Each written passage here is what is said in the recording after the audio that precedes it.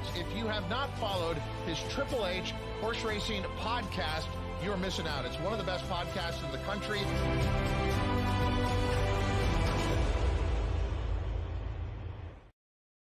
Good evening and welcome to episode 272 of the HHH Racing Podcast. I'm your proud host, Howard Kravitz. Thanks for joining us tonight for a huge show, as we are going to be doing two things. First, we're going to be previewing the fantastic late pick 5, 3 graded stakes. It is Stephen Foster Day, one of the biggest days of the year, especially in the Midwest, this time at Ellis Park, with expert TV analyst from Churchill Downs, Mr. Scott Shapiro. He'll be joining us very soon. Very excited for a great discussion.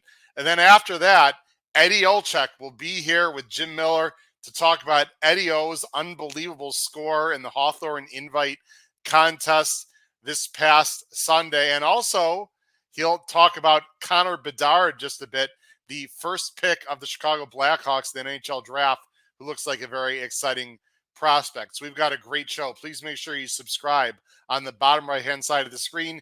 Hit that notification bell so that you will not miss any new shows on the podcast or the YouTube channel, and then smash that like button. That thumbs up button will help generate people to our show. You can follow me on Twitter at HKravitz. Of course, you know that. On my name tag there, scrolling at the bottom of the screen, is my email, hkravitzhorse@gmail.com. We've got our usual shows. Bettin and Boozin, they had a great show covering Woodbine. It was on last night, Wednesday night, episode 28. So please check that out. And also, we had a special taped show.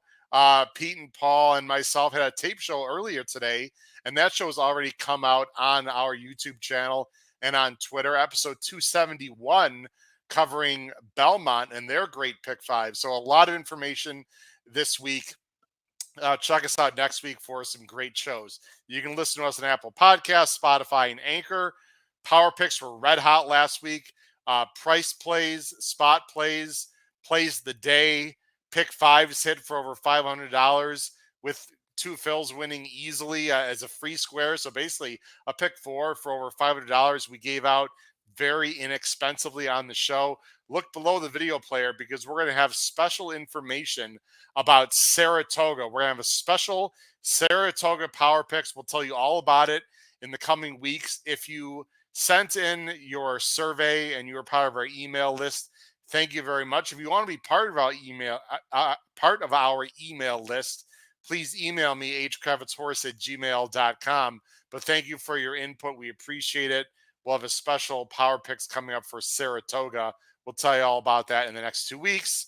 Great website, hhhracingpodcast.com, which has recently been updated by the wonderful Pete Visco.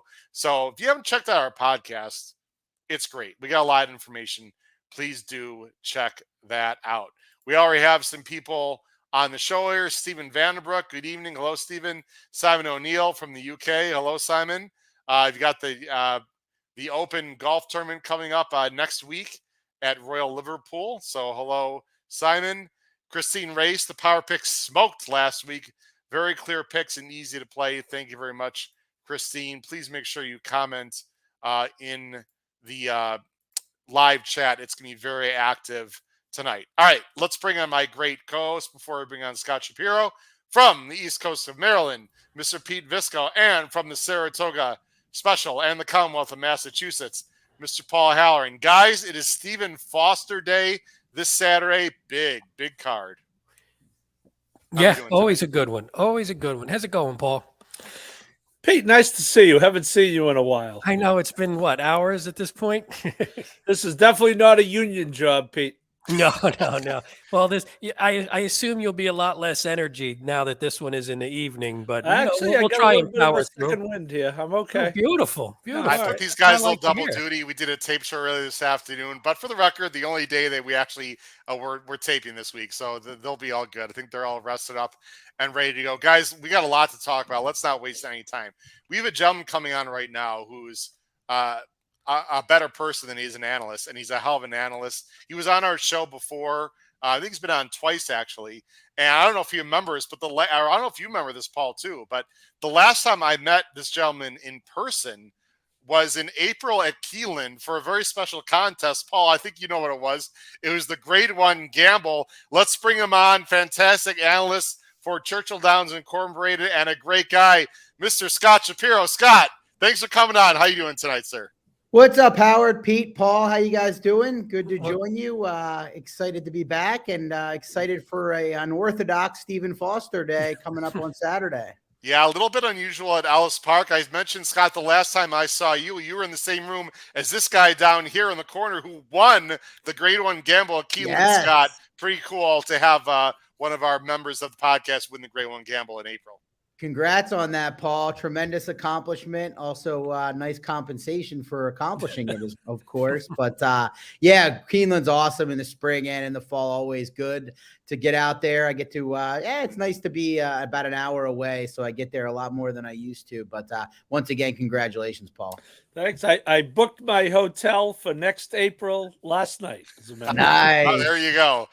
We got a lot of people in the live chat, Scott. Again, any questions for Scott Shapiro? He's one of the best analysts in the country. He's been with Churchill Downs for quite a while. We got Sylvain is here, Scott. You see comments on the bottom of the screen. Sylvain actually lives in Canada. We got Ed Morales is here. Hey, guys, good evening from the left. I mean, the West Coast. We got West Coast guys.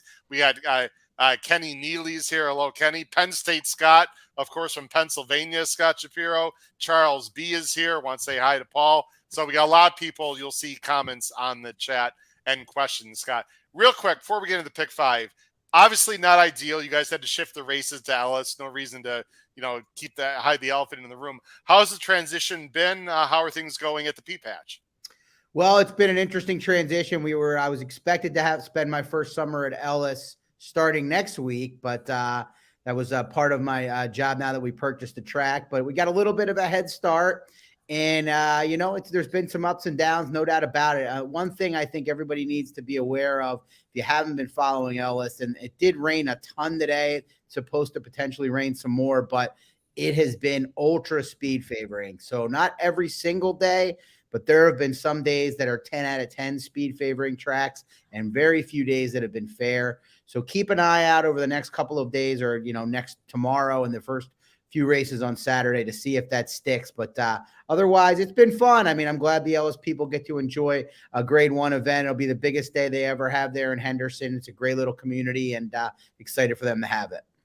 Yeah, a horse named Society comes to mind when you say speed favoring. I mean, she's a nice horse, Scott, but whoa, that was crazy last week. And in the aptly named Chicago Stakes, if I remember correctly, being a Chicago guy. I don't know if the rain's going to have an effect on the main track. We don't know, Scott. We'll just have to see. But the turf course Saturday is definitely not going to be firm. Is that fair to say? I think that's pretty fair to say. We've already opted to take the turf races off tomorrow, which is a sign that it's not close. And there were some couple of major storms that came through, lots of rain, etc. So I would predict, if I had to, or I'd hypothesize would be better, that the turf stakes races at least will be kept on in some capacity if it doesn't rain more tomorrow. But we'll see. The forecast is not all that pretty. Okay, I know it's been sort of hot and steamy. It's going to be a bit uncomfortable. We'll just have to see how the horses handle it. Let's jump into the pick 5, guys. We're only going to talk about the late pick 5. Now, there's 3 graded stakes in the late pick 5. There are 2 ungraded stakes that we're not going to be discussing, the Kelly's Landing and the American Derby, just for time purposes, Scott. But just to let the viewers at home know, there are 5 stakes on this Stephen Foster card. It is a loaded card Saturday. Actually 6, right? We've got 6. 2 before the sequence, 4 within the late pick 5, and then 7. So yeah, don't undercut Howard. 6 stakes races, man. Okay, my bad. My bad. Listen, there's so many; it's hard to count. There are that many, but and I think the races are pretty wide open too. We're going to discuss it right now. Let's get into the start of the pick 5 right now. As I'm going to go ahead and share my screen here. I'm going to show the Equibase entries, Scott, and then of course we use DRF PPs here on the show. And you're going to see banners on the bottom of the screen, of course, ladies and gentlemen, and you're going to see everyone's picks, including Scott's picks. It's a scrolling banner of our top 4 selections for each race. The first race of the late pick 5 starts at race 7, about 2:50 Central Standard Time. It's an optional allowance, 80,000, 7 furlongs to the nice big field, Scott, of 12. And the morning line favorite, and a big morning line favorite, is the number 6, Hoist the Gold, for Dal Stewart and Louis Saez. Now, when you look at the bottom of the screen, ladies and gentlemen, Pete and Paul are like, this is simple. Let's just go with the chalk. Scott and I are going to try to get creative and try to beat Hoist the Gold. Scott, as our guest, you're always going to go first. You're going to go with the number 3 in this race, the Queen Jewels for Van Berg and Giroux, in for the tag, a very talented 8-year-old in for the 80,000. Yeah, look, there's no doubt about it. Hoist the Gold is the clear one to beat. He's taken on much better competition than he encounters in here, including the Met Mile last time, the Churchill Downs before, where he ran second. If he runs back to some of his best races, they're not going to beat him, and he might have the speed to make the lead. But I've seen it far too often when horses leave a couple of grade 1s, drop in class, and maybe you're in a regression spot on numbers, that they may underwhelm in a spot like this. So I just wasn't willing to go all in on Hoist the Gold. So I did go to number 3, the Queen's Jewels. This is a class test for the 8-year-old gelding, but she has won 12 of 62. And what I like about him, is he's run some good races over the off-going, and he's got tactical speed to stay involved early. When Florent Giroux's been on board him, he fits him well. He's been on him 4 times dating back to the middle of 2022. He's got 2 wins, a second and a third. He's a big price. He's going to need to run probably his career best effort, but he's got some races that put him in the mix, and I think he'll be forwardly placed, which is where you want to be over this racetrack. Now, Scott, we have a tradition on this show, and you did correct yourself quickly, but if you misgender a horse, we all know, everyone at home, grab your beverage. Feel free to have a beverage. Scott did make a little bit of an error there with the misgender, but the Queen's Jewel sounds like a female horse. Scott, it's one of those deals, right, Scott? It is, and I tend to be able to correct myself quickly with these types of things. But the one that gets me the worst with gender every time is Beverly Park, the hard-knocking Lynn Cash horse that runs every other day. And I've called that that male a female way too many times based on the Beverly. Nah, it's easy to do. I'm just giving you. I had to dish it back since I made a mistake with the number of stakes. There we go. Now we're even, Scott. Pete and Paul, I'm pretty sure he'll come back on the show. He can handle it. Scott, here's the deal. I totally agree with you, by the way, that number 6, Hoist the Gold, and I obviously Pete and Paul agree. They have this horse on top. You know what? He's 2 for 20, Scott. He's 2 for 20. He is by far the best on paper, but it just feels like a spot to try to beat him. I don't really have any knocks on him other than he's coming back in a few weeks, and he's 2 for 20, and I don't think he completely lays over the field. There are other horses that are capable of winning. I have the 7. I think it's a total flyer, I'm going to admit, with Trafalgar, guys. I'm hoping that there's enough speed in the race. I do like the turn back quite a bit, and Scott, I don't know if you're a big fan of turn backs or not, but this horse does have some numbers that fit if you look carefully, and I don't think this horse won any part of the mile and 1/8. I think Mitchell Murrow, who I know well from his Arlington days, is underrated. And if he can somehow work out a trip, this is going to be a big price. I'm similar to you in the fact I'm searching for something that may or may not be there, trying to beat Hoist the Gold. Pete, you're going with Hoist the Gold. This horse just, again, definitely is the class of the field. And if he runs his best, he's a winner. Yeah, it's funny, though, because I don't have it. It's a weird dynamic because it looks like Hoist the Gold is the best, but like you said, 2 for 20, which is, it's upsetting, and you don't want to have a 4 to 5 shot, even money shot that doesn't like to win races. So when we get to our pick 5, I actually went 6 deep, which is odd to do with an even money shot, because I think if Hoist the Gold doesn't win, I think then you're opening it up to pretty much almost everybody. So I have your 7. I like the 7. I was glad that Scott likes the 3 because that was sort of my long shot flyer price as well. So I like that horse, and I see Paul does as well, which is awesome. But I mean, Hoist the Gold seems like if he runs his race, he should be able to win. He can either run on the lead, he can sit just off. There is some speed in here. So, but again, maybe it's just horses just don't like to win sometimes, and maybe that'll happen again. And this is the one where if you could beat this chalk to start this thing off, you can get paid. Paul, it just seems like he does well when he's a big price, and when you expect him to win, he just doesn't do it. He's just one of those kind of weird horses, Paul, that's hard to trust, at least in my opinion, and maybe Scott's opinion too. You're talking about Hoist the Gold? Yes, sir. Yeah, I mean, it's the only question, and I agree with everything that's said, and I was thrilled when I saw Scott pick the 3, because I almost did pick the 3, Scott. I got him second, so I was very close. You do. So I'm hoping great minds think alike, Scott, and that you're a great mind. Thank you. My only thing is, Hoist the Gold's B- race might win this. That's how I kind of ended up going on top. And, I'm a big company line guy, and I know he doesn't beat them, but Gunite, Elite Power, Taba, Pioneer, Medina, Cody's Wish, Zandon. So, again, I think I agree with you, Howard. I think you have to try to beat him. But he's certainly an A in the ABC line. I mean, it's funny. Even when the poor horse was down in optional claimer 62, happened to run against Elite Power, so couldn't even catch a break when you're down at a lower level, and you're like, what the hell? I can't even catch a break at an optional claiming level. Scott, the last source we'll talk about is Braun and Brow, who, again, Richard Hens in the chat said, isn't Braun and Brow the maybe too obvious option to Hoist the Gold? I like the outer post going 7 at any track, but especially Ellis, because Hernandez can just look to his left and make some decisions. This is a very talented Louisiana bred who definitely has a shot in this race, Scott, if he runs his best. He sure does. A little bit concerned about the extra furlong. I like the outside draw for his running style, like you, Howard. 5 for 13. Does need to prove he can win at this level. Is beaten up on Louisiana breds, but he is one of the better Louisiana bred runners and should get a really good trip.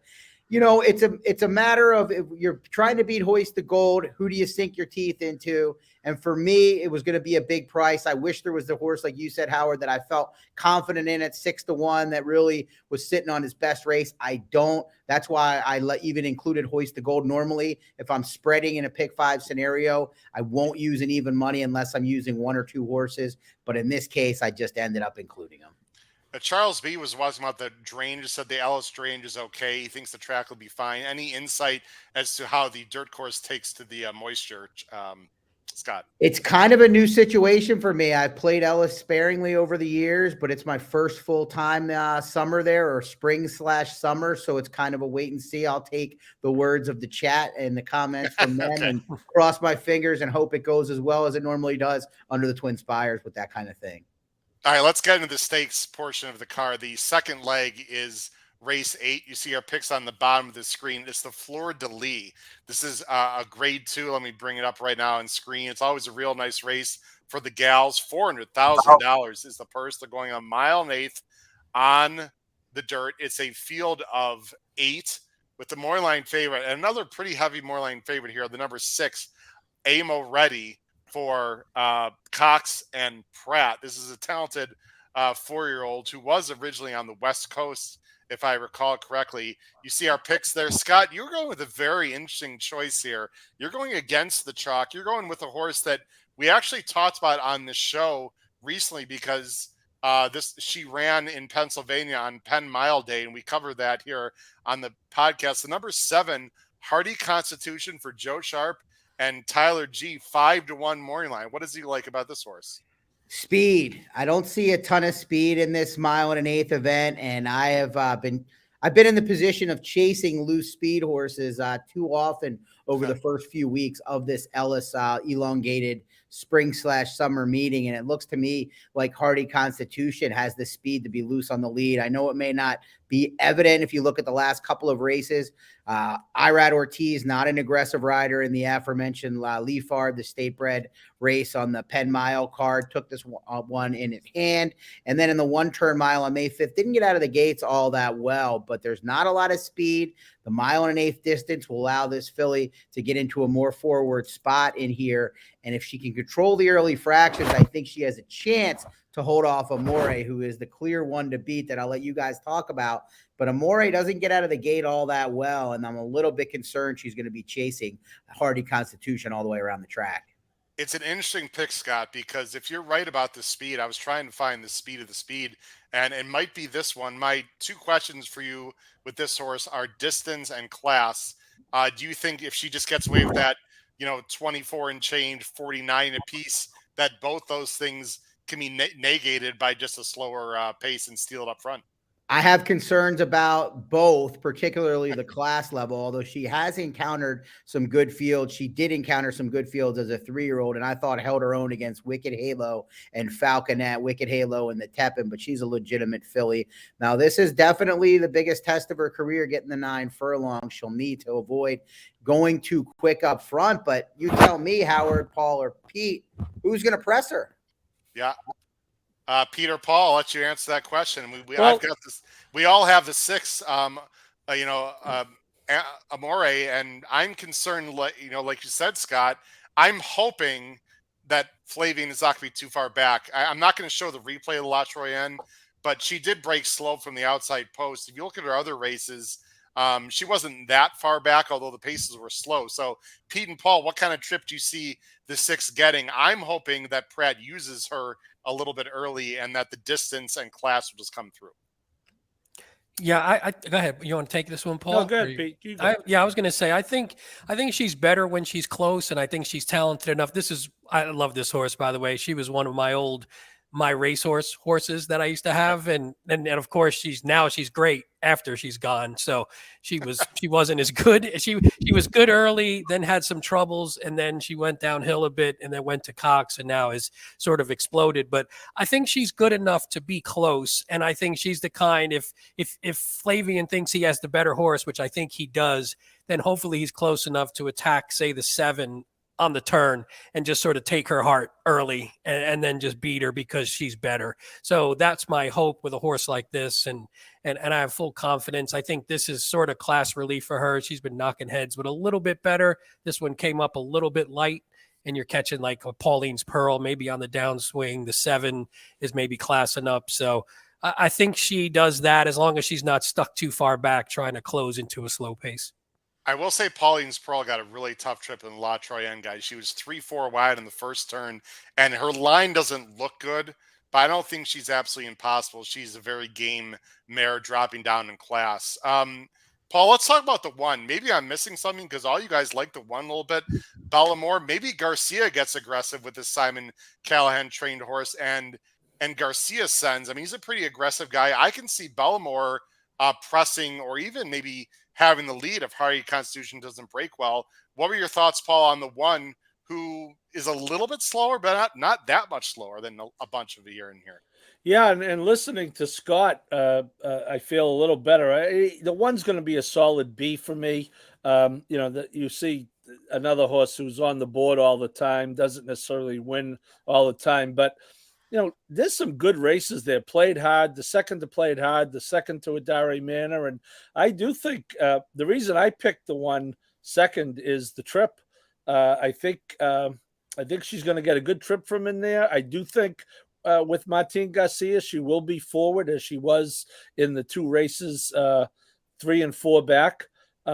Actually, she was forward last time. It was a turf route. But the only question is real dirt, 0 for 6. If that bothers you, but I think I could see the 1 getting that trip, perhaps behind Hardy Constitution, and maybe taking a run at her. So I think the 1's got I think 5-1 is just about right. Hey, Paul, I like that. On the fast dirt, 4 for 6 though in second, so you just play cold right in the second spot, and then you hope hope that line floats up a little bit, and you get a nice price and a guaranteed second place finish. Yeah, MRA it's weird, Scott. We'll move on here, but for some reason I feel more confident with MRA than I do with Hoist the Gold. But they are similar, right? They're both low morning line favorites who are a little bit hard to trust for different reasons. I just have a feeling MRA is just classier than these. But again, if you can beat either one of those or both of those to start this pick 5, Scott, you're talking a big pick 5 with 3 tough races still to go. No doubt about it. She's the one to beat. When Paul or Pete had mentioned this is definitely class relief. I mean, the La Troyenne, definitely a legitimate grade 1, where this is certainly a grade 2 type event. So she's facing lesser. If she can get out of the gate well, she's going to be tough to hold off. She's definitely an A, and Bellamore is the lone B for me. Okay, so again, Scott's going with the Hardy Constitution. I think you might get more than 5-1, by the way, Scott. She looks a little slow on numbers, so that'll benefit me or hurt me or both, maybe. Well, hopefully it'll help you if she comes through for you. All right, let's go to the next race. The third leg of the sequence is the Wise Dan. It's a grade 2.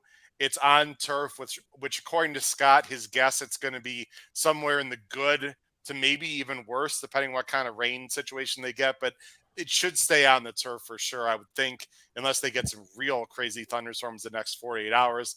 It's a mile of 16 for the males, $400,000. Another big morning line favorite in the number 8 set piece for Cox and Giroux. And the question is, as I bring up the picks, is everyone here on the screen going to go with the favorite or not? Let's see what happens. Of course, no one on the screen knows these picks except me. There we go. Yes. Now we're all going to chalk out. We're going to go with set piece here. Scott, I'm a big fan of this horse. This horse is so damn honest. I mean, all he does is run. Oh, there we go. I got to say it. There we go, guys. Grab a beverage. All he does is run. I mean, he's as honest as the day is long. And again, I think if he gets the right trip, he's going to win here. There looks to be an honest pace, and Set Piece has encountered a number of fields throughout his career, including recently, that have not had honest paces. That was basically the case in the grade 3 Arlington at Churchill back on June 3rd, and he was still much the best of 3 to 5. The one question I have, and it's hard with 2 days out to predict this and giving selections, is he is a much better horse over a firm turf course, and it's unlikely to be a firm course. So while I think he's the likeliest winner, maybe on a firm course, the likeliest winner in the sequence, I wasn't willing to go all in and back just Set Piece in here, despite him being my top selection. But I thought he, with the probable race shape, Set Piece is just the best horse in this field. When he's moved up in class above this level to the grade 1s, he's been a little bit below some of the best in the business, best in the country. But other than that, he's a consistent late running horse that should be flying late. Hey, Scott. Oh, I'm sorry, Howard. I was just going to ask Scott something real quick.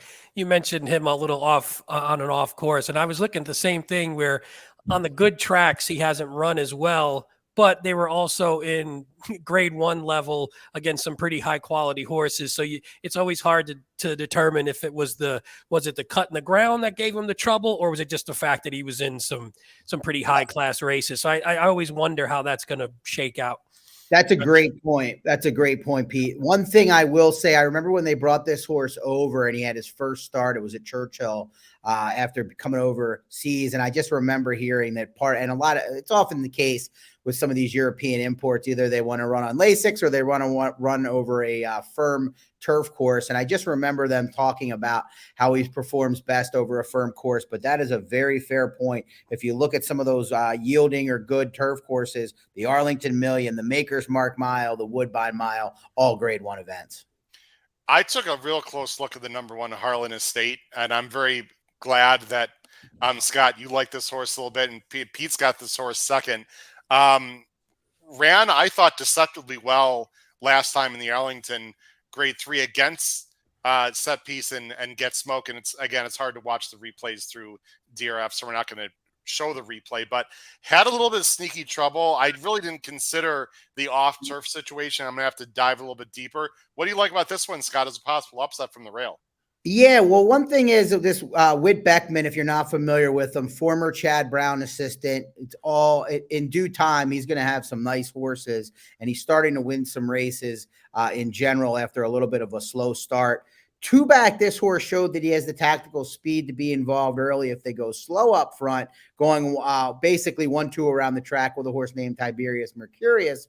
And then last time he was able to relax off the pace in the Arlington a little bit faster. So I like his versatility. I like the inside draw, and he does appear to be a horse that won't get caught up in an early battle, which I think may happen here, but instead could be able to sit that pocket trip and save ground throughout. Yeah, he's sort of the fresh face that I think is a little bit Interesting. Paul and Pete, you guys both have the 4. I'll let you guys talk about the 4, and then I'll make a quick mention of the 3, and we'll move on. Get Smokin' is going to have the lead most likely. There is other speed on the outside. He's talented. I think his better days are behind him, Pete and Paul. And my main concern, though, is if he couldn't win last time, how is he going to win this time? Because I thought he got away with murder last time and still can get the job done. That being said, if the turf is soft and he handles it and he gets loose, he can win this race. Yeah, I think he can. I almost picked him on top. I think rounding back into form is the comment I wrote on my PPs. That was a 6-horse field last time that Set Piece had to navigate his way through. It's a 10-horse field this time, could be coming from further back. And again, turf condition, we're going to have to find out. Obviously, a horse like this, you'd rather have it quicker, firmer rather. But I certainly could envision a scenario where this horse leads them all the way around.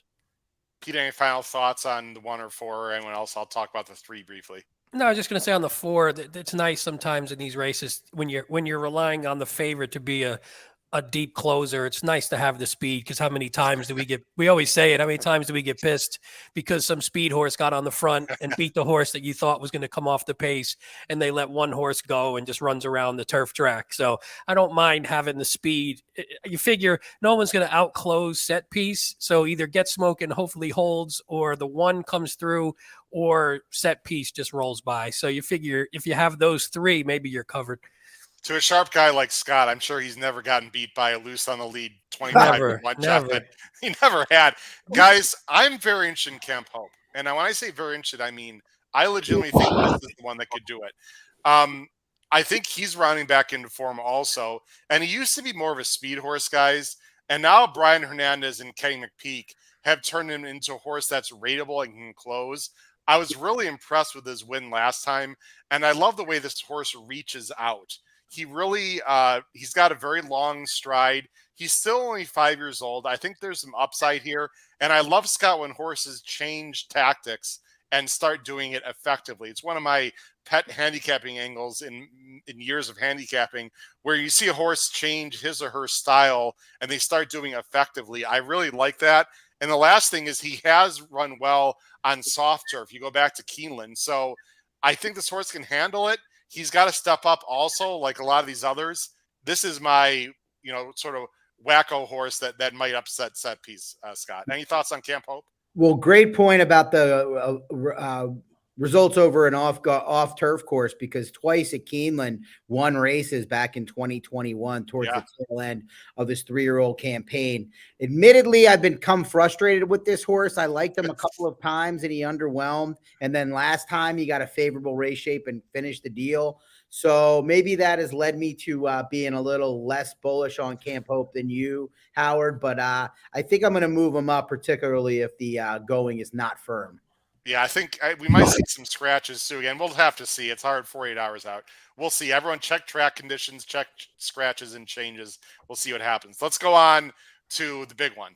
This is the big one of the day, and this is one hell of a race. And I'm not just saying that because it's a big grade 1. I mean, this is a loaded field. I love, Scott, opening up PPs and seeing several with 100+ buyer figs, because unfortunately in this day and age, Scott, it doesn't feel like we see that too often, but we see that in the Stephen Foster this year for sure. Of course, it's a grade 1.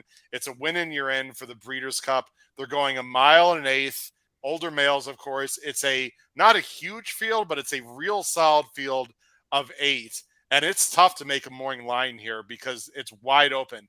The morning line favorite is the number 5, Smile Happy, for McPeak, who's got also rail and roll in this race. Corey Lannery's on Smile Happy. Scott, as I put all of us on screen, they were considering the Met Mile.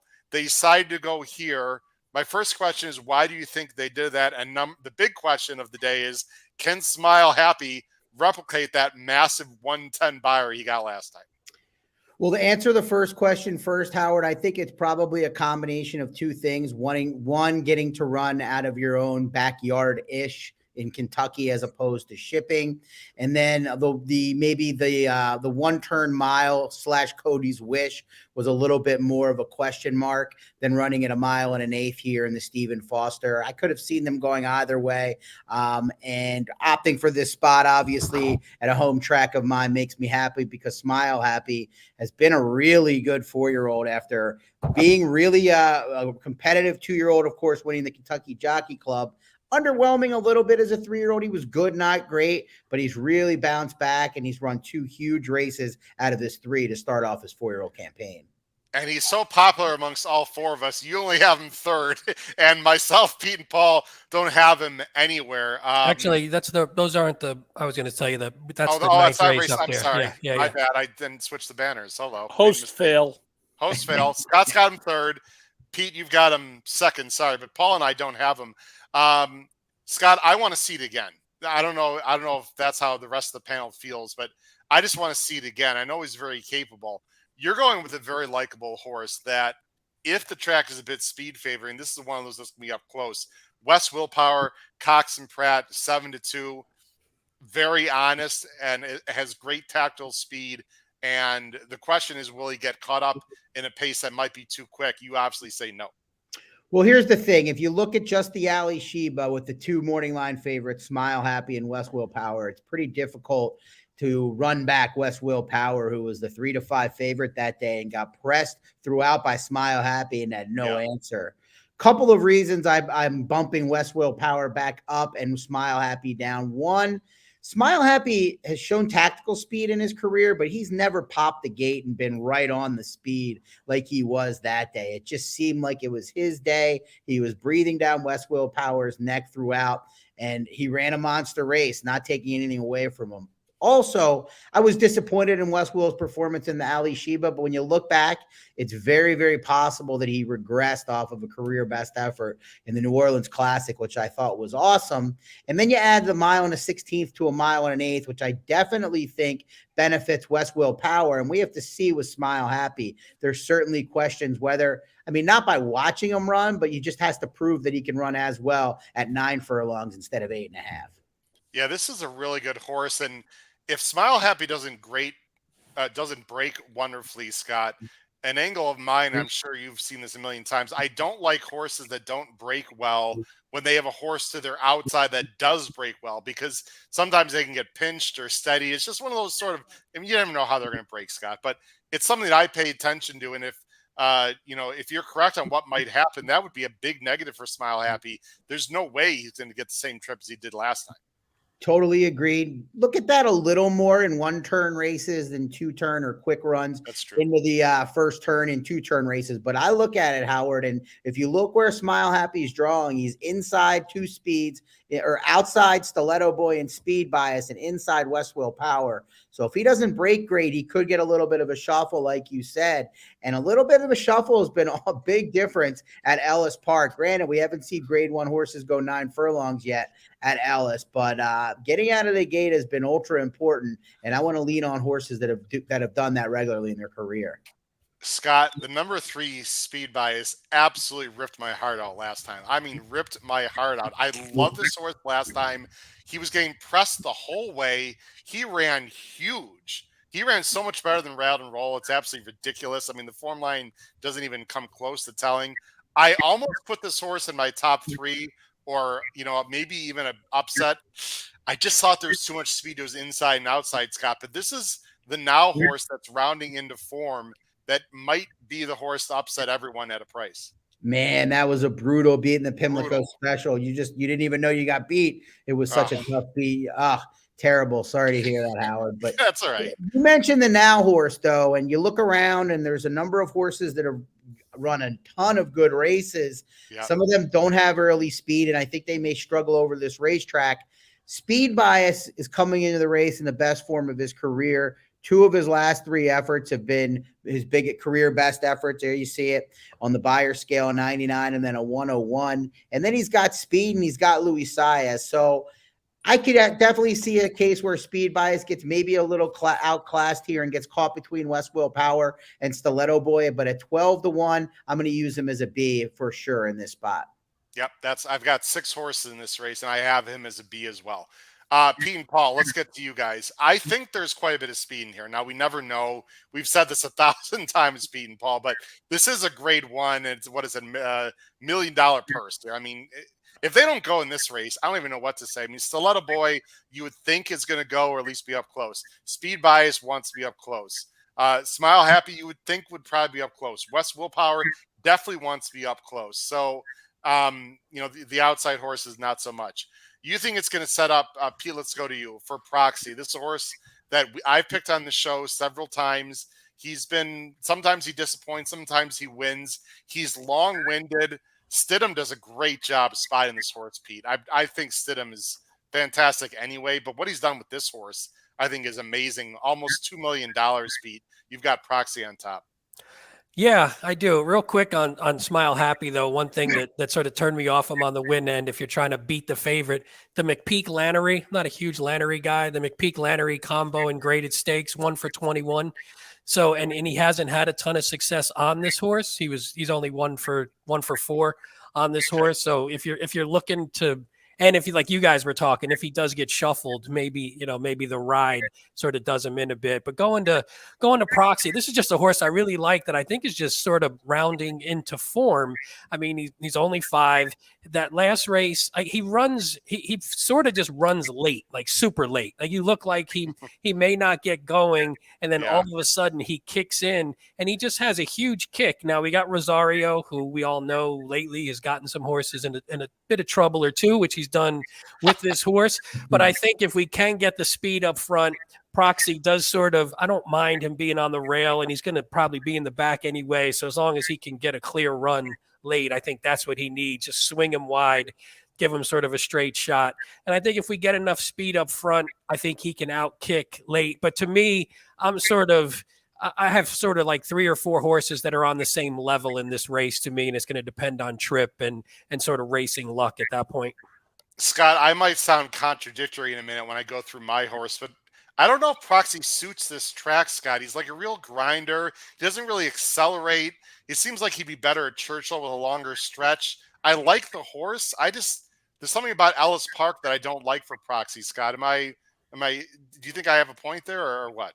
I do, and it's a shame because I echo all the positives that has been said about this well-bred son of Tapit. Stidham's done a great job. He appears to be in the best form of his career as a 5-year-old. He's routed off a number of high-quality performances other than the Pegasus World Cup in a row, but he just takes a while to get going. And with Joel aboard, I'm worried that he hasn't been riding the Ellis main track. He's likely to be very relaxed like he normally is and tries to come with a late run, and that just hasn't worked thus far. Doesn't mean it won't. We've got a lot of rain today. If the track starts drying out, things could change, but I am afraid of the racetrack for Proxy. And Paul, you've got Rattle and Roll. You know I have much love for Rattle and Roll. I've been a fan of his since he won at Keelan as a 2-year-old. He's become more tactical, Paul. So I understand why you've got him on top. I think he's got a big shot in a tough race. Yeah, as Pete said, that you have 3 or 4 that you could make a pretty good case for at least. And I know it's, he's got a class up. He's going up to the deep end of the pool here, but really in form. Thought he ran well in the Pimlico Special, Howard. I'm sorry, just a bit too well for you. That was a ridiculous beat. Thought he came back last time with another good effort. I just think he's in career form. You talked about the triple-digit buyers. He's got 4 in a row. The thing about Proxy, the horse has got 1 grade 1 win. All right, it was at Churchill, and he was second. So what the hell is the deal with having to ride him from the back of the pack every time? And it's not just Rosario who does that because he's infatuated with it, but Johnny V did the same thing in the Santa Anita handicap. I mean, the horse has got 1 grade 1 win, and he won from being forwardly placed. So let's ride him from the back of the pack all the time. I just don't get it. From the 1, he could get a good trip if they put any type of effort in, keeping him in touch with the field, and especially, listening to Scott, who's watching this stuff every day about how the track's playing. If they don't do that, it sounds like it's gross negligence to me. Scott? No, I agree with all said. Now, one thing I will say, the Clark handicap is the grade 1 that Paul's speaking of, and there wasn't a lot of speed signed on, and Westfield Power did look like lone speed, and Joel out of character gave him a tremendous ride. And we know how it is with Rosario, one of the best there is in this generation, but he's so up and down. When he's on fire, he's doing everything right. And when he's not, he's sitting back and letting the race come to him. And I'm a little bit worried with the state that he's in right now. And I do think there's a lot more speed in this race. But that being said, he's got a lot better chance if he's ridden for position out of the gate and can avoid getting caught way in the back. Guys, I have a pretty strong opinion here, and I'm either going to look like a complete fool on Saturday or look pretty smart. I really like Last Samurai, and I just don't understand why this horse isn't getting any love here. When I say here, I don't mean on this show, but I've been watching and listening to people, the experts, blah blah blah. This horse, if they're basing it off the last race, okay. Let's talk about the Ali Sheba for a second, Scott. He was coming back quick in 3 weeks. It didn't work out. We know D. Wayne is not afraid to run a horseback quick. Look at his previous races. He was fantastic at Oaklawn. He was coming around at Gulfstream, which is not a track you can close on. He's got numbers that fit. He's tactical. Torres knows him well. I know he's not the biggest name jock, but I sort of like that, Scott, because I know I'm going to get my price. D. Wayne is finally giving this horse almost 2 months rest. He's got him cranked for this race. He's going to get a nice outside stocky kind of trip with all the speed, Scott. And I think this horse prefers to be on the outside. I might get at least 6-1. I really like this horse Saturday. We'll see what happens, but I think he's got a huge shot. Well, you're going to get the price, and no doubt Christian Torres is nothing to worry about. I don't know how his ride will be particularly here, but he's made a fantastic impression both here and at Oaklawn, of course, this winter. I think he won the title there. Couple concerns. One, can he bring his race outside of Oaklawn, his best race? He has in the past, but his most recent best efforts have all been at Oaklawn. And he seems to be a little bit better with Lasix. Now, it's kind of like looking at the grade 1 races where we were looking with set piece, and his poorest performances were over off surfaces, but against the best competition. Well, that's sometimes is tricky to figure out with this Lasix, non-Lasix stuff. Yeah. Because a lot of the times it's the best races. These horses are not running without Lasix on. But if you look at it face value, his four best most recent efforts all have Lasix, and the two weaker of those efforts are without Lasix. So that's a little bit of a concern. But you're going to get a good price, and I'm not against anything you said otherwise. Scott, it's a great point. Pete, this is Pete's pet peeve over there, this whole Lasix thing. And I've always said, Scott, that I'm not smart enough to figure out if Lasix was the reason, because there's still a zillion other things. There's no way to know. There's no way for you to know, Howard. But you make a great point. I know Pete wants to comment because he's been right more than wrong about this exact subject we're talking about, Pete. Well, I was going to say I agree with Scott, because that was the note I had too, was you question the Lasix. But also I feel like even though he ran pretty well 2 back, I feel like 1.16 and down is his best distance. The 1 for 10 at 1.125 scared me just a touch. I think there's potentially a couple of better. I think there's a couple horses in here who do what they do the same as him, and they do it a little bit better. So that was my concern. I mean, he's basically a B for me. So not like I was like, I don't think he can win the race. But when you're splitting hairs, I thought this was one of the best races we've done on the show this year, because maybe not like, I don't think there's a superstar, but just top end, even quality. So I was like, if you're splitting hairs between all horses that look the same, you have to find something. And between the Lasix and sort of the 1 for 10 at the distance, I was like, that's enough to maybe drop Last Samurai down a notch for me. But if he won, I wouldn't be a surprise at all. That's a great point you make, Pete. I think, what we find out about these top tier races is if there's not a superstar per se in it, they tend to be better betting races, more fun to handicap. And I think that's exactly what we have here. We've got kind of like B+ type horses, some B minuses and a bunch of them, but we don't have anybody that anybody's scared of per se. Yeah, I like that, because now we're not going to get you're not sitting there going, it's going to take an A+ effort to beat this horse. Whereas all of these, I'm like, even Happy American on his best day, I feel like could upset this field, and you wouldn't be stone cold shocked about it. No, Can I just say one thing? I'm positive Last Samurai is not going to win this race. Oh, nice. Wow. Wow. Is I'm there not a particular sure. reason, Paul? Hold I on, don't know. Paul. I can't let that go. Yeah. Is there a particular reason, Paul? Yeah, he does. Every time he runs against the horses he's running against, he loses, with the exception of beating West Willpower once. Stiletto Boy's beaten him twice. West Willpower's beaten him 4 times. Proxy's beaten him twice, et cetera, et cetera. He's great at Oaklawn. They did move this race out of Churchill, but they did not move it to Arkansas. Get a map and let's move on. Okay. Fair. Listen, like I said, it's all about the banter, Howard. You're gonna get the price, Howard. We all knocked your horse. I'm not going away from it. At least underneath, guys. I'm using this horse. Yeah. I'm going to use this horse, Paul Halloran. Let's go to last race. Let's go to last race, guys. It's the Tepin. What a fantastic animal she was. Wow. 3-year-olds, fillies, of course. They're going a mile on the turf. A big field of 9. You got a Moorline favorite. I think it's Kajira. I believe it sounds like a K sound for Bauer and Leperoux. Scott, this looks like a very honest filly who's rounding back into form and should get a nice trip and might be tough to beat here. Impressed with your pronunciation. Very Kijira is the way to say it. Yeah, nice job. I've always thought highly of this daughter of Nyquist, who ran a huge second on debut at Saratoga in one of those 2-turn turf races in the upstate New York last summer. Came back and won the next start. And then Phil Bauer sent this horse into the deep end, the Darley Alcibiades, the grade 1 at Keeneland. She ran a good 4th, the Wonder Wheel. Brutal trip in the Breeders' Cup Juvenile Fillies turf. Sidelined since then.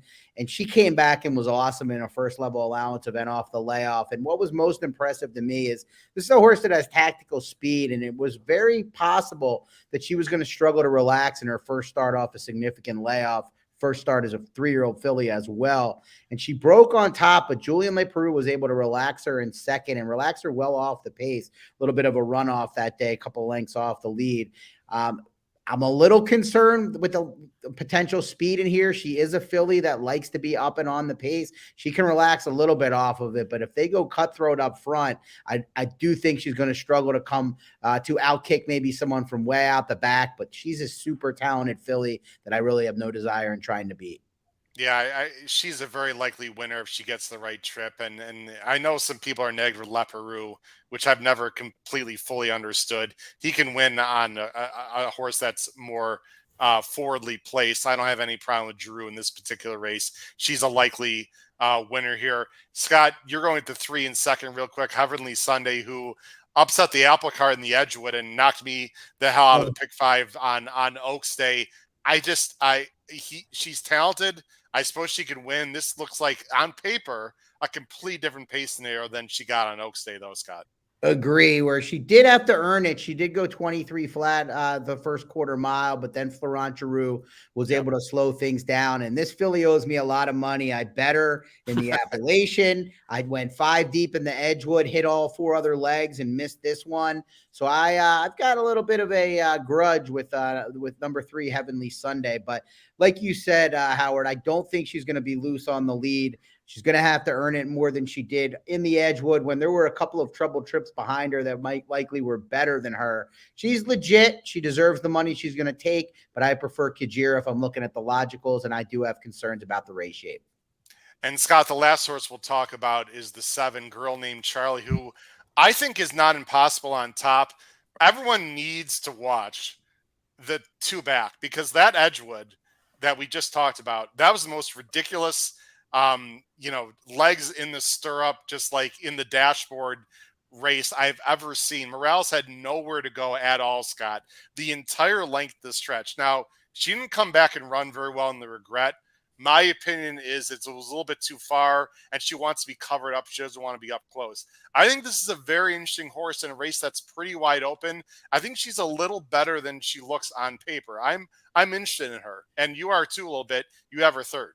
Well, if I'm going to look to try to beat the favorites in here, it's going to be with a horse that I think can come from off of it, because the way that the top couple will lose if they battle each other in a defeat. And you nailed it, Howard. I mean, Girl Named Charlie, 2 back in the Edgewood, one of those troubled trips I spoke of. She just never got to run. Completely blocked along the inside. Mission of Joy was the other horse that Rosario was on that finished third, and she was best in the race.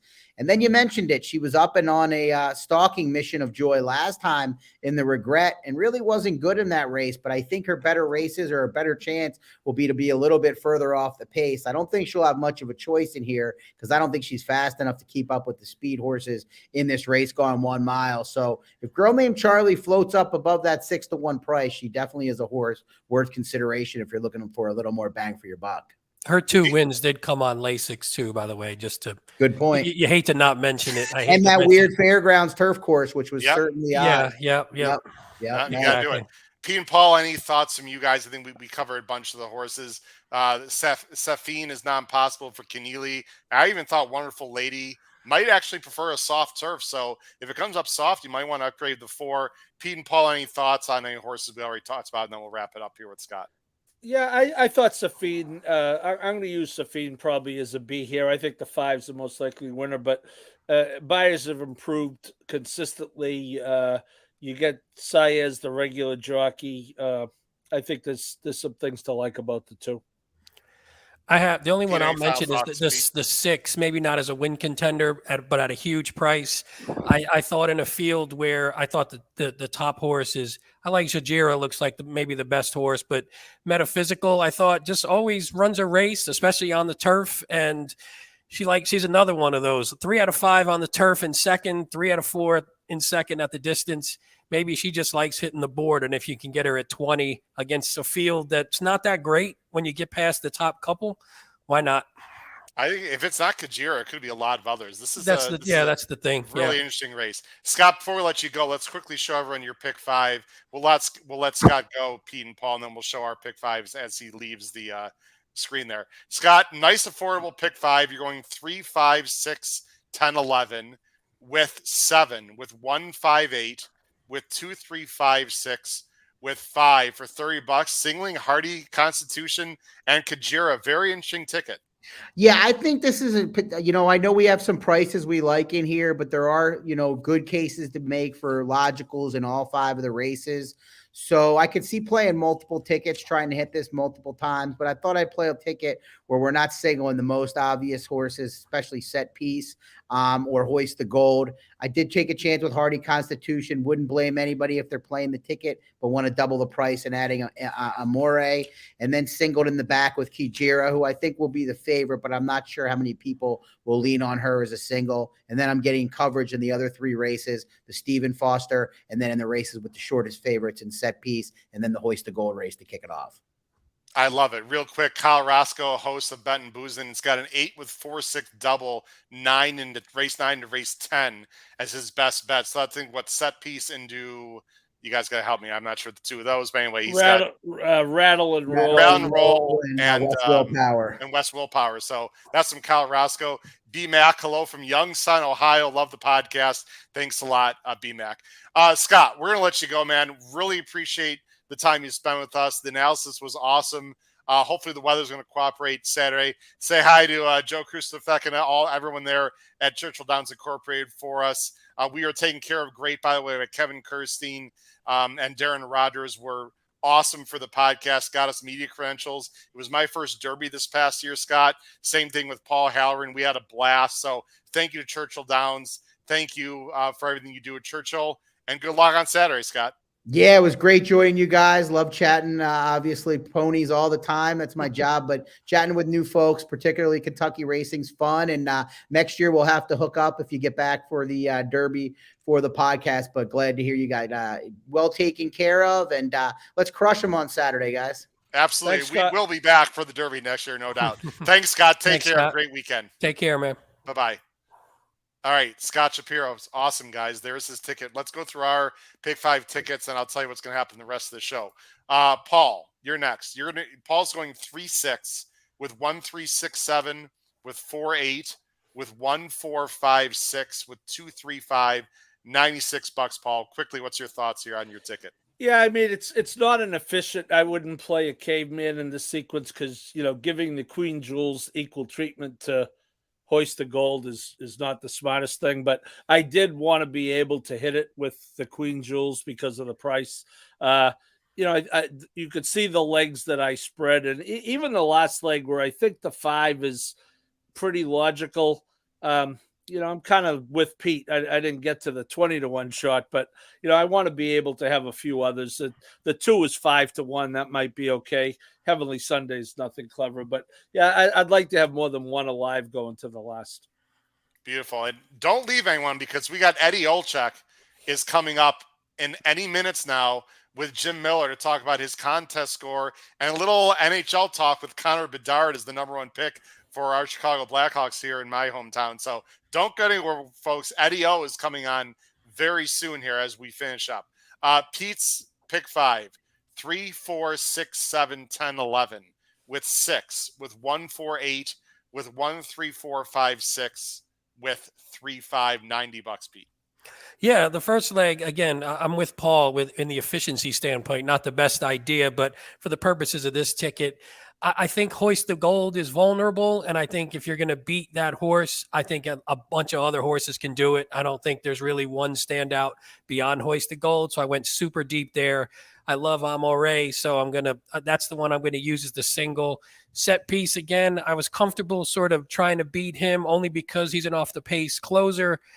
In the Foster, like I said, I think it's pretty even. So I went with sort of 5 deep, although none of them are Last Samurai, Paul. So if that one wins, I'm knocked out. And then in the last don't leg, worry about it. I'm not worried. I'm not too worried. In the last leg, I think the two top choices are logical. I mentioned the 3 Metaphysical. That would be sort of a B level for me. But yeah, I think there's a couple spreadier legs where I think anything can happen, and you're hoping to beat. I mean, God, this came out to be a chalky sequence. It would suck if it's if it's Hoist the Gold, Amore, set piece, and Sajira, then that would not be a great payout. It could. I'm not expecting that, but it definitely could. I mean, I try to beat chalk in general. We have a comment from a Blue Smoker, nice assessment of the races. Good luck, punters. Blue Smoker, if you're from the UK or from Europe, thanks for joining the show. The Davy Lane effect is like the Rich Strike effect, guys. We're getting more viewers from Europe. I love it. Blue Smoker, no matter where you're from. Yeah, except one difference. Davy performs well all the time, not just once. Good point. Davey does perform well.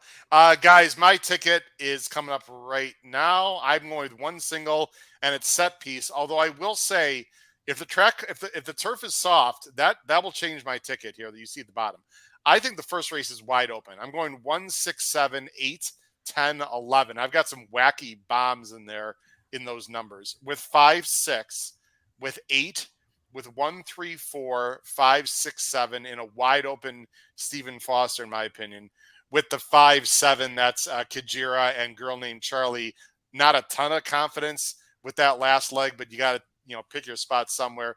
$72. If the turf is relatively firm, I think set piece is the most likely winner of the sequence, even over Hoist the Gold and Amore. That's just my opinion.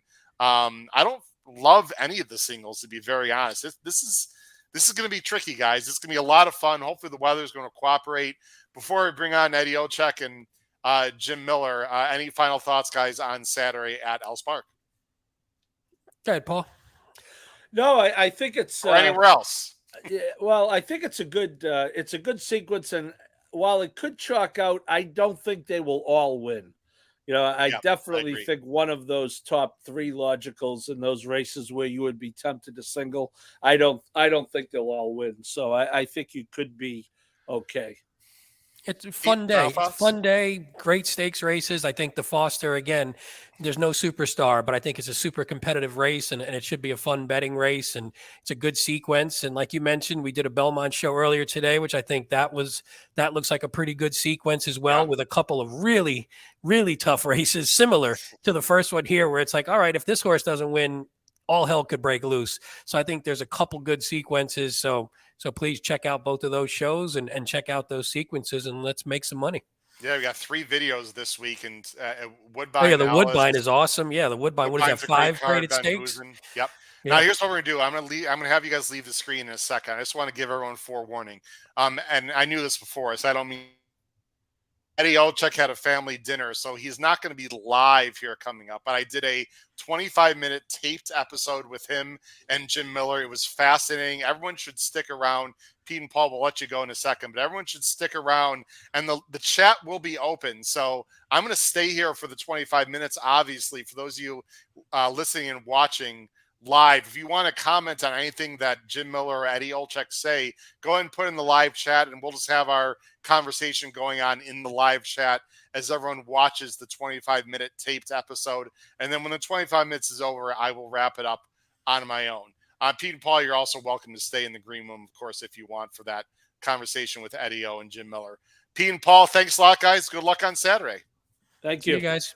All right, here we go. So this is going to be a taped episode. We filmed it earlier today with Eddie Olczyk and Jim Miller about Eddie Olczyk's unbelievable score when he had an 81-1 shot that he knocked out of the park Sunday at Hawthorne, and then a short conversation at the very end about the NHL draft. I will say that Eddie O's mic was fine. There's a touch of crackling a little bit. It shouldn't be that much of a bother. Just want to give you a heads up on that. So let me go ahead and bring up the taped interview with Eddie Olczyk and Jim Miller. Enjoy it, and then I'll be back at the end to wrap up the show. Enjoy the taped episode. Here we go, folks.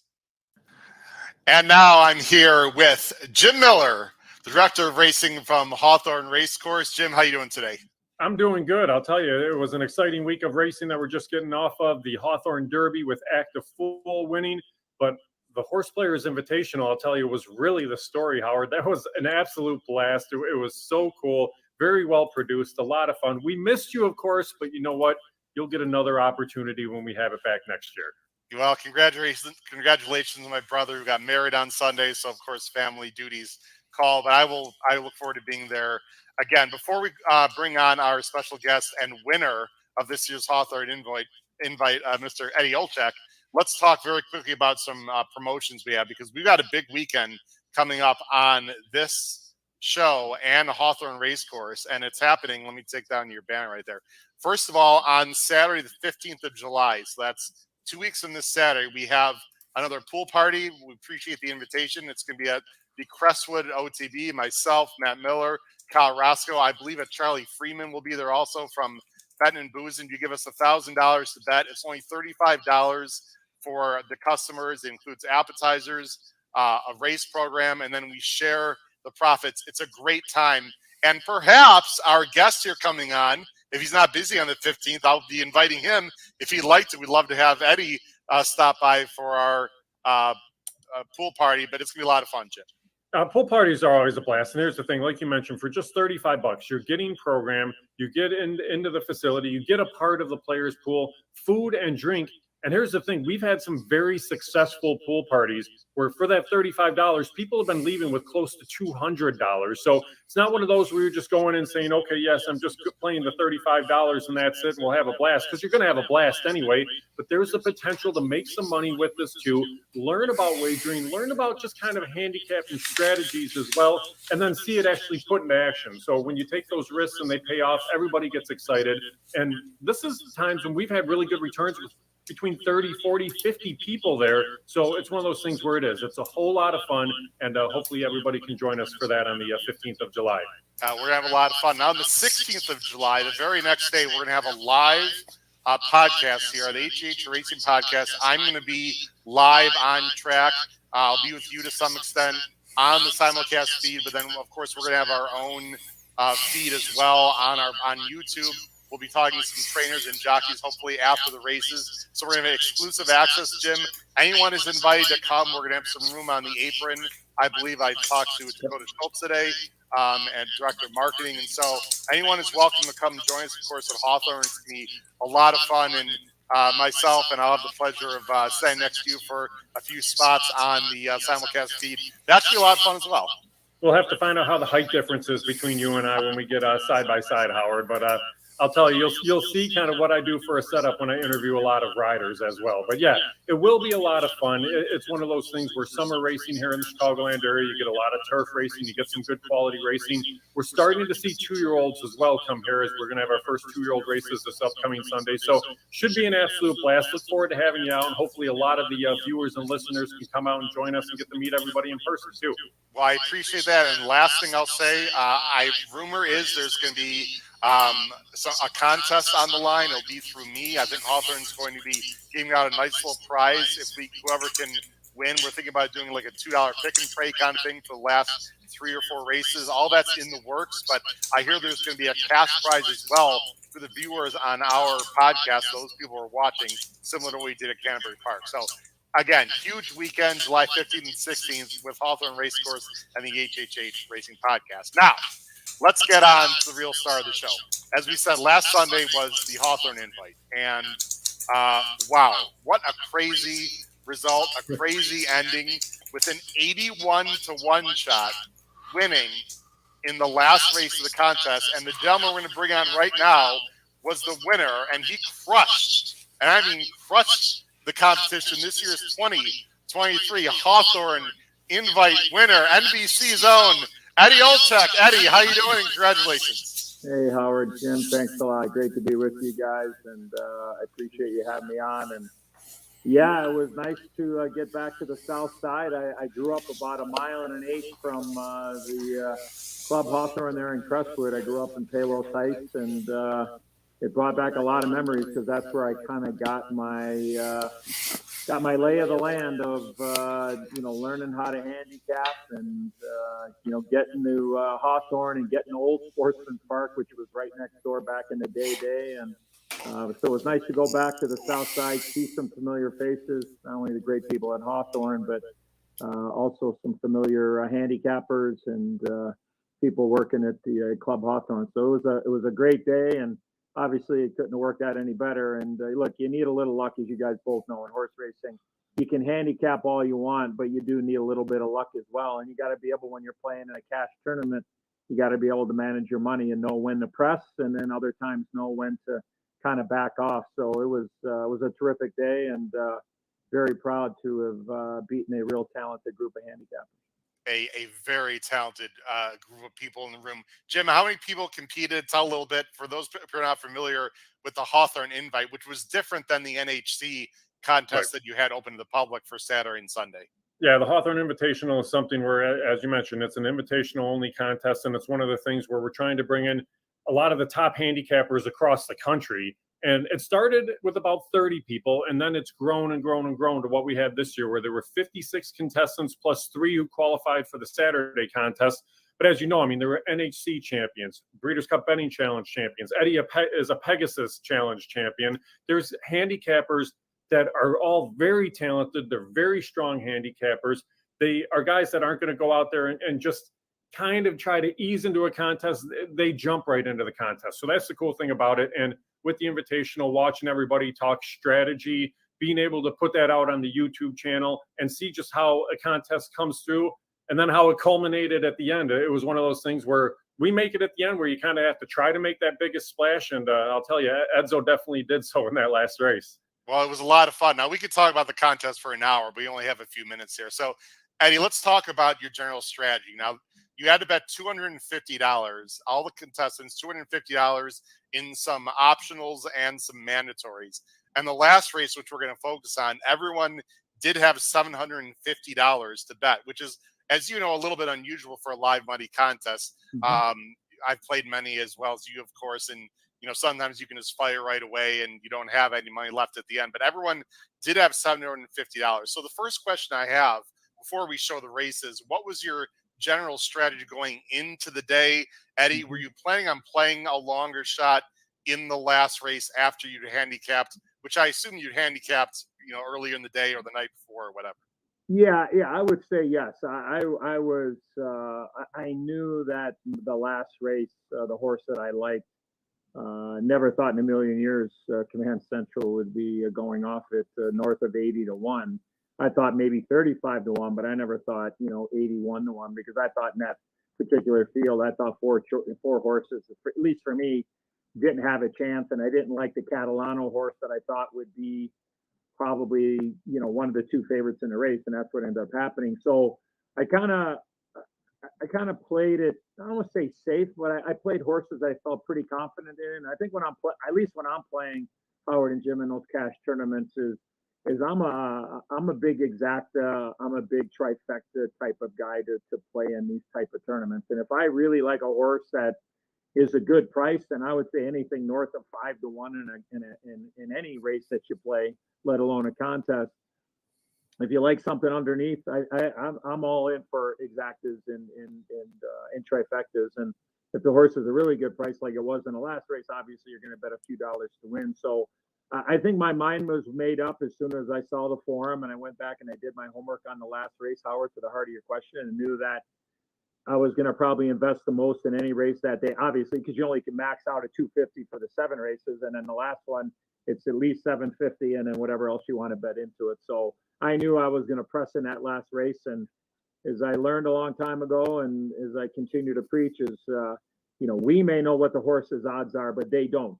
And if you can get it and get lucky and bet it the right way, you don't have to invest a whole heck of a lot to make a lot of money. And I think that's why we think this is the greatest sports game that there is when it comes to wagering. And Edzo, do you remember what place you were in before the last race? I was in seventh. Yeah. Okay, so I think I was maybe like $1,800, $1,900 before the winner. So I had been fluctuating between third and fifth and seventh, and I went dry for a couple of races. I really blew the race before at Woodbine with the $250 max. I really liked the 5 and the 11. I think they were like 3-1 and maybe 7-2 or whatever. And I had used 4 horses underneath in tries, second and third, and then I played a heavy exacta with the 5 and the 11, and I didn't play the 3 horses that I used on top. And sure enough, the 25-1 shot beat me, and for $1 it came back 1,500. So, wow. You know, it was just one of those where, you know, I look back and you learn the hard way. It was one of those where I look back and go, okay, well, you know, spend the extra $77 and have it, you know, and have it 7 times, and then all of a sudden now you're probably in the lead, and you put a lot of pressure on everybody. So, but it was, you know, I hit a couple of good races. I got a little lucky on a photo at Belmont where a horse got up for an exacta. So, but it was, you know, my plan going in was I'm going to really press on a horse that I really like in the last race and play him with Chris Block's horse, and ended up coming to fruition. As you guys know, there's nothing better when you put it all together and it actually crosses the wire that way. Jim, we're going to bring up the replay right now. What you're going to see is a split screen from the Hawthorne Invitational. You're going to see Eddie on the left side in the bottom left-hand corner. You won't miss him, ladies and gentlemen, if you haven't seen this video. And you're going to see, of course, on the right side of the screen, of course, will be the race. There's no audio, is there? I hope there's. Well, I was going to play some audio, but I know why you don't. Go ahead. Give him the audio, Eddie. It's been seen hundreds of thousands. It's okay. There's one little, expletive, but hell, if I had an 81 shot was ready to win 56 grand, I wouldn't mind, Eddie. I think we all can appreciate that. So let me go ahead and bring it up. We'll go ahead and bring it up with sound here in just a second here as I bring it up. And then, Eddie, let's just watch the race, and then I'll bring it back without sound. So here was the last race. Eddie Olczyk crushing Command Central at 81-1. Right behind him is South Country Road, Ben Sun race, continues to rally on the outside. South Country Road, love, and Command Central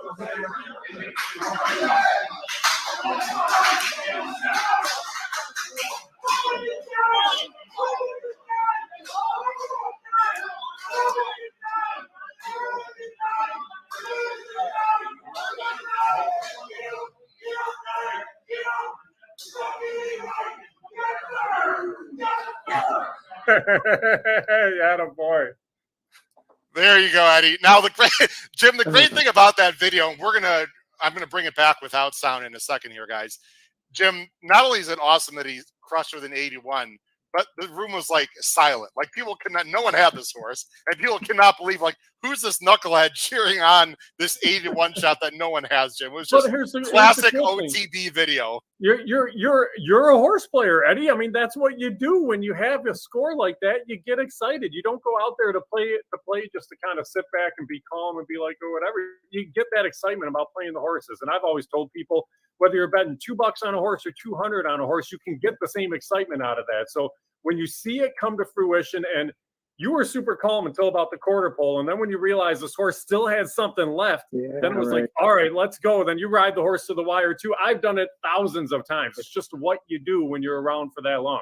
Yeah, I mean, I think, you know, when I was watching a race, I'm like, okay, you know, like the one thing that I went back, and I've had, you know, hundreds of people ask me, how did I come up with this horse? And at the end of the day, it was like, I thought his last two races, even though he stopped, one on the turf and then one on and off the turfer, he tried all the way to the end, you know, like he really tried. And Olaf Hernandez, I mean, he really didn't get into him, but I just thought that if he could get to the front and get a little brave, and like I said, I didn't think the field was all that great. I just said, you know what, I'm going to take my shot and take my chances. And when I saw him turning for home, I saw the 4 horse was in. I saw the block horse coming out on the outside, the deuce, and I thought, these horses have been out they've been all out here for a period of time. I'm like, if he lets this horse go just a little bit, maybe for, you know, if I could get some separation, I got a shot. And sure enough, like you said, I'm sitting there and I'm like, okay, I've seen this act before, right? And all of a sudden, these other horses were in, and Command Central looked like he had something left. I'm like, I'm thinking back to watching the video of the last 2 races, is like, he's going to keep trying, and he might get brave here, you know, and if I can interrupt that, like right here, this is simple logic right here for Block. Yep. He was sort of in hand, and I wasn't able to be there, so I watched this later. Just as a handicapper and watched the thousands of races, Eddie, I thought the 2 was going by like pretty easily. He looked like he was in hand. This is the Catalano in behind. Yeah. But then, you know, the jock on the 9, it reminded me a little bit of Pat Day, Jim, where it sort of sucks people in and you don't think you have enough horse on the lead, but there's more. It was about, what point was it, Eddie, where you thought, you know, this horse can hold on? Was it right here? Right about here. Here. He just, he sort of rebroke, right, Eddie? Yeah, once he used the crop the first time, I was like, okay, that's where I got a little excited. And now obviously I'm over the top here because I'm riding him in. Of course you are. Fernandez that's okay. Is what, 121 pounds. He didn't need another 235 pounds. It was more like 2,000 pounds if I would have been on him. So, you know, it was just one of those where on paper, I didn't mind, even though the horse was 0 for 12 on the turf lifetime. I know he was getting raised up. He had some good races at Turfway. I really like the way that he ran in his last 2 races, even though his form was clouded up. And the one thing I will say last before we take a look at the chart is that looking at his career lines, that day on Sunday, that race was the race that he ran in. It was his odds were the longest odds he had ever been in his life, and he happened to go wire to wire and win. And now this horse was a Keeneland on the grass. This horse is, I mean, you know, like I said, the horse is bred very nicely and just hasn't been able to win on the turf. But I thought he got a perfect ride, and like I said, I think he got really brave down the lane, which I thought he got brave in the last couple of races before, and just wasn't able to finish. But he kept trying, and that's what sold me. Was the video that he kept trying. He didn't get discouraged when horses went by him. And I thought if he can get to the front, and with the rain we had the night before at Hawthorne, I thought maybe some kickback, maybe it could discourage some horses in behind, because I felt he would get the lead. I didn't think the 4 would get the lead. Everybody seemed to think the 4 would get the lead. I did not. And we got lucky, and we were able to get home and maybe won the 1 shot and win the tournament. Well, Jim, how much do you think, or Eddie, how much do you think that the moisture in the turf helped you, Ed? Were you playing at dinosaurs before or after the rain? Veteran, Jim. Yeah. I mean, I'm the one who walked the turf. I'm the one who says if you're on or off the turf. So I've walked probably 500 miles on this turf course. So I knew how it was going to play. I knew it was actually going to be a front turf. And we saw it in the Hawthorne Derby 2 races prior when Act a Fool took him the whole way around on the front end. So that kind of led to it. And you looked at this race, and like Eddie said, the Catalano horse was a stone closer. This horse was going to come from last. The way I handicapped the race, I thought the same way as Eddie. I was only thinking that it was going to be one of those where it was possibly family tradition, the one horse who was going to get out there, and that horse got bottled up from the inside immediately, and that horse's race was over. And then all of a sudden you're seeing, okay, like Eddie said, this is a Kitten's Joy horse that's bred by Ken and Sarah Ramsey, who's going out there in 24 and change, 48 and change, and a pretty good allowance race. Of course they're going to get brave, and Olaf rode the horse perfectly well, and the course played the right way, and Eddie handicapped it the right way, and it worked out perfectly in the end. Yeah, and I think too, Jim and Howard, is that, you know, like when I looked at the race, and like I said, like I handicap. I think we all handicap, obviously, a lot of different ways. But for me, I looked at the race just on paper in the daily racing form, and I went, well, I didn't think that I didn't like 4 horses right off the bat. And I looked at the Catalano horse, and the first thing that came into mind, again, this is just a thought process, is if this horse was doing well, he would have probably stayed in Kentucky and run at Ellis. In no disrespect to coming to Hawthorne, but you know what I mean? Like, it just, the pots are way bigger at Ellis. And that was just part of the thought process. Now, look, I said, look, if this horse runs, he could probably win by about 5 or 6. So that played into it. So that's why I wanted to use Catalano underneath, like second or third at best. And I thought the horse to beat was Block's horse. So that, you know, that part of it, of the video, and then looking at the paper, and then just having the thought on how the race is going to play out. And that's, like I said earlier, that's why we love this game so much, is when you put the puzzle together before it's actually run, and it happens that way. You sit there and go, wow, like, you know, this is why you keep coming back, whether you're 0 for 15, like I've been on plenty of stretches, or you happen to get lucky one day and you pop 3 of 8 races in a contest, and you end up winning. This is probably an unfair question, but being a former professional hockey player, you've had a ton of unbelievable highlights. I mean, is this like a hat trick? Is this like winning a conference finals? I mean, how do you compare what happened in that moment there on Saturday to your professional hocky career, or coaching as well? Obviously, you know what? It's not unfair at all, Howard. And I think it's actually a really intelligent question. So thank you for that. I think the only thing individually, because hockey is the ultimate team game, is, believe it or not, I had 2 6-point games in my NHL career, which 6-point games really don't happen very often. I think there's been like high 70s or low 80s of players that have ever scored 6 points in a game.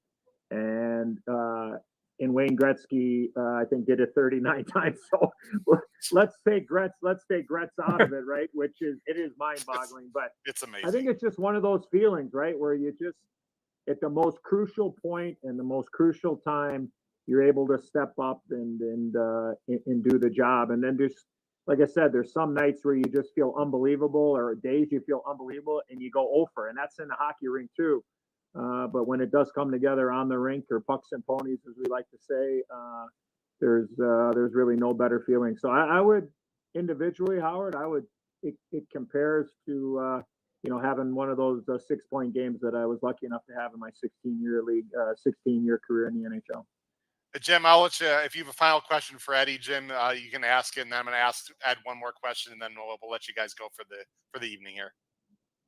No, I mean, my main thing is my main thing is just to thank you more than anything. Eddie's always been a supporter of racing. He's been a supporter of racing not only nationally but here in Illinois for years and years and years, and especially here at Hawthorne. So it's awesome when you can see somebody who is a local who has been supportive and that have that success, and it's the time and effort and the work that you put in that. So it was very cool to see, and I'll tell you, one little expletive isn't going to be a big deal because everybody loved the outcome in the end. It was pretty awesome.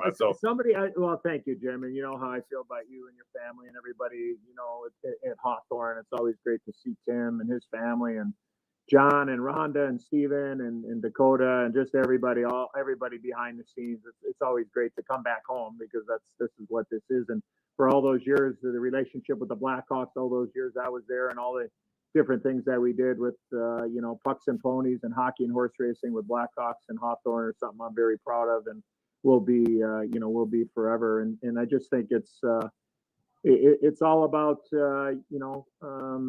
opportunity, and it's all about taking advantage of relationships and trying to build up the sport and the game, and you got to be there when things are good, and you got to be there when things aren't so good, and just very proud of that and the relationship that I always have and all will continue to have with everybody at Hawthorne.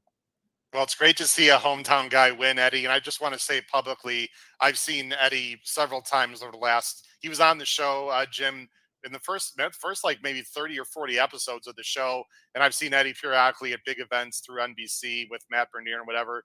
Always been a gentleman, really nice guy. So I'm very happy for you, Ed. I know you've won other tournaments as well, but this one had to be special. Last question, I got to ask you. We're all Chicago guys here. Big NHL draft last night. Connor Bedard, Jim Miller, looks like could be anything. We don't want to put too much pressure on this kid. He's about to turn 18 years old, Eddie, but the Blackhawks might have something special with their first round pick this year. Yeah, I mean, look at he seems to be on the verge of really turning this franchise back to where we saw it for many years, and has been very fortunate to have world-class players come through here. And look at, he's just 17. He's going to be 18 soon. He seems to have the goods both on and off the ice. And I think what you've seen happen is that it's important to get some veteran guys around him and guys that have been around the block to be able to teach him on the ice and off the ice as well. And I hope the kid knocks it out of the park. The Blackhawks deserve it. The Blackhawks fans deserve it. And for Connor Bedard, just go out there and play your game. Don't worry about anything else. The pressure is what it is. But they got to insulate him with some good veteran guys. And I think when you see some of the moves that Kyle Davidson has made, it looks like that is happening. And one last thing I will finish up with saying is that when I did drop that F-bomb there, the F&A rights, that is probably the most popular phrase when you get into a hockey celebration scrum. If you ever read anybody's lips when they turn in a corner there, if you can just read their lips. So I think I fell into the mode there, Jim and Howard, that it was one of those where maybe I put the puck in the back of the net a couple of times, and it just happened to come out over the air. So I'm sure my late mother probably isn't overly thrilled with her eldest, but Mom, another minus on your oldest son. That's all right. Jim, if I hit a big pick 5 this weekend, I think I know what I'm going to say right on my mouth. Jim Miller, Eddie Olczyk, we really appreciate it. Ed, congratulations. Ed, I will see you at the NHC in March, buddy. I'm coming after you. Look out. We're going to have a lot of fun. Thanks, guys. Really appreciate it. Have a great night. See you, Jim. Thanks. All right, ladies and gentlemen, we're back here live on the HHH Racing Podcast. That was Eddie Olczyk and Jim Miller. What an incredible story as Eddie hits an 81-1 shot in the last leg of the Hawthorne Invite Tournament this past Sunday. Really appreciate all the comments in the live chat as that video was going on. Really appreciate everyone watching the show tonight. Big show. We had huge viewership. And I just want to wish everyone huge success this weekend at the multiple tracks that we covered here this week on the HH Racing Podcast, but tonight, especially at Ellis Park. For my co-host, Pete Visco, Paul Halloran, and for Jim Miller and Eddie Olczyk, this has been your host, Howard Kravitz, episode 272 of the HHH Racing Podcast. Crush those bets at Ellis Park Saturday for Stephen Foster Day. Take care, everyone. Have a great night. Bye-bye.